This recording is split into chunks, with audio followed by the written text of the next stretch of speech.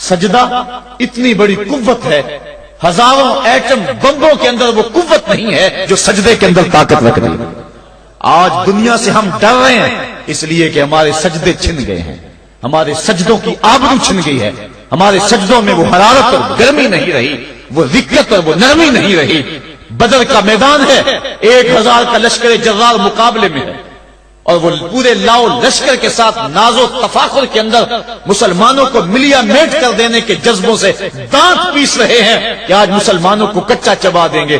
مسلمانوں کے ساتھ پاس صرف 8 تلواریں اور ان کے بطن میں کھانے کے لیے کچھ نہیں۔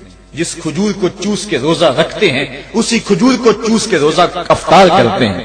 یہ حالت مسلمانوں کی، بدن پہ چتھڑے لگے ہوئے کپڑے ہیں، عجیب حالت ہے۔ پھر کون سا آسرا تھا جو مسلمانوں کے کام آیا؟ مصطفیٰ کریم نے مسجد عریش میں سجدے میں پیشانی جھکا دی۔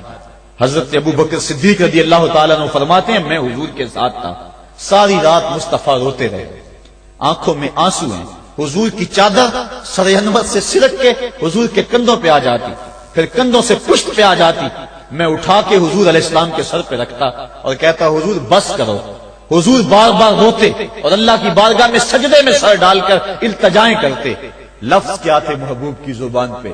آج تک ایسی ناز والی دعا کسی نے نہیں کی ہے جی جیسی دعا مصطفیٰ جان رحمت نے کی۔ مصطفیٰ کریم سجدے میں سر رکھا ہے اور کیا کہا؟ اللہم ان تہلک ہذہ العصابہ لم تعبد فی الارض ابدا۔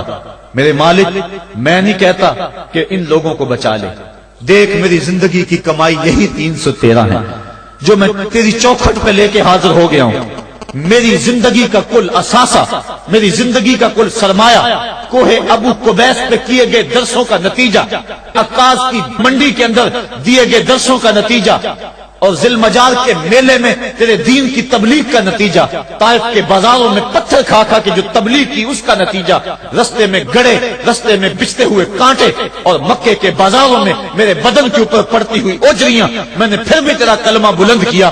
میرے مالک میری پوری زندگی کا گداز، میری پوری زندگی کا سرمایہ، میری زندگی کے آنسو، میری زندگی کا رونا سینے حرم کے اندر کعبۃ اللہ کی چھاؤں کے میں سجدے کر کر کے، کوئی کبھی میں نے عمر مانگا، کبھی میں نے حمزہ مانگا، تیرے دین کے لیے میں نے جو ایک ایک کر کے تنکا جوڑا اور یہ ایک چھوٹا سا گھونسلہ بنایا۔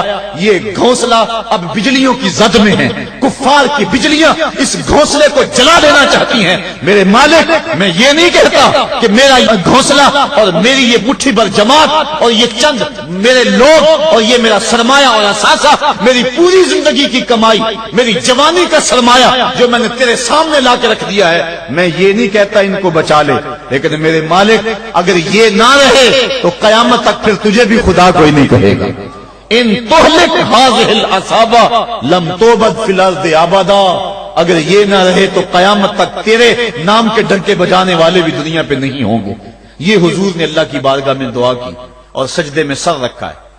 حضور علیہ السلام کی آنکھوں میں اشک جاری ہیں، سجدے سے قوت حاصل کی جا رہی ہے۔ دشمن کے مقابلے میں مصطفیٰ کریم سجدے میں سر رکھ کے اللہ سے آرزو کر رہے ہیں۔ حضرت سیدنا صدیق اکبر فرماتے ہیں اچانک حضور نے سر اٹھایا، میں خوش ہو گیا کہ حضور کے چہرے پہ مسکراہٹ تھی۔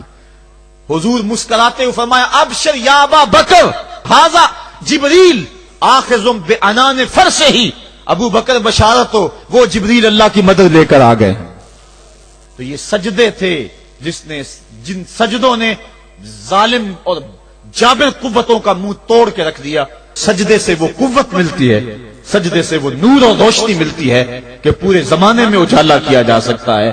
آج 56-57 اسلامی ملک دنیا کے سامنے رسوا ہو رہے ہیں اور دنیا کے سامنے سجدہ ریز ہیں، اس لیے کہ وہ ایک خدا کے سامنے سجدہ کرنا بھول گئے ہیں۔